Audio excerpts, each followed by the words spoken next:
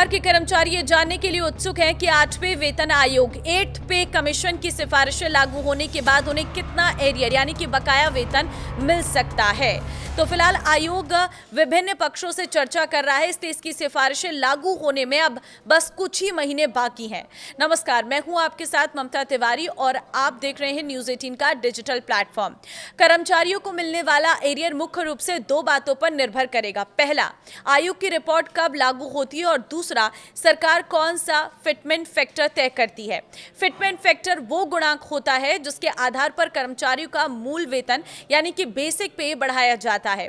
जितना अधिक fitment factor होगा, वेतन और एरियर दोनों ही उतने अधिक होंगे।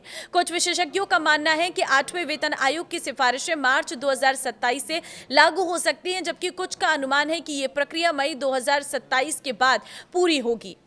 एक राय यह भी है कि आयोग मार्च 2027 तक अपनी रिपोर्ट सरकार को सौंप सकता है, जिससे कर्मचारियों को अप्रैल 2027 से बढ़ा हुआ वेतन मिलना शुरू हो सकता है। हालांकि कुछ विशेषज्ञों का कहना है कि आयोग की रिपोर्ट तैयार करने में पूरे 18 महीने लग सकते हैं। जरूरत पड़ने पर आयोग सरकार से समय बढ़ाने की मांग भी कर सकता है। फिटमेंट फैक्टर कितना हो सकता है, ये जान लीजिए। National counselling joint consultative machinery staff side ने 8वें वेतन आयोग को 3.83 फिटमेंट फैक्टर की सिफारिश की है। हालांकि कई विशेषज्ञों का मानना है कि मौजूदा आर्थिक परिस्थितियों में इतना बड़ा फिटमेंट फैक्टर संभव नहीं है। All India NPS employees federation के राष्ट्रीय अध्यक्ष मनजीत सिंह पटेल के मुताबिक 2.1 का फिटमेंट फैक्टर अधिक व्यवहारिक हो सकता है। यदि ऐसा होता है तो 18,000 रुपए बेसिक वेतन पाने वाले कर्मचारी का मूल वेतन बढ़कर करीब 37,800 रुपए हो सकता है। लेवल 1 से लेवल 5 के कर्मचारी कौन है, ये भी जान लीजिए।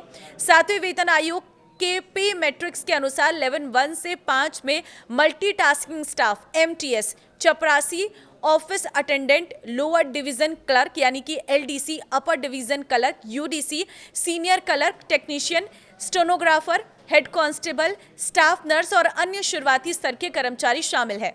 तो कितना मिल सकता है एरियर में आपको बताती हूँ। कुछ एक्सपर्ट्स के अनुसार अगर संशोधित वेतन सितंबर 2027 से लागू होता है तो करीब 20 महीने का एरियर बन सकता है। 2.0 फिटमेंट फैक्टर पर लेवल 1 कर्मचारी को करीब 3,60,000 रुपए और लेवल 5 कर्मचारी को 5,82,000 रुपए तक एरियर मिल सकता है। 2.15 फिटमेंट फैक्टर पर यह राशि 4.1 लाख रुपये से 6.69 लाख के बीच पहुंच सकती है। तो 2.28 फिटमेंट फैक्टर पर एरियर 4.60 लाख रुपये से 7.44 लाख रुपीस तक पहुंच सकता है। 2.57 फिटमेंट फैक्टर लागू होने पर लेवल 1 कर्मचारी को 5,65,000 रुपए और लेवल 5 कर्मचारियों को 9,13,000 रुपए तक एरियर मिलने का अनुमान है।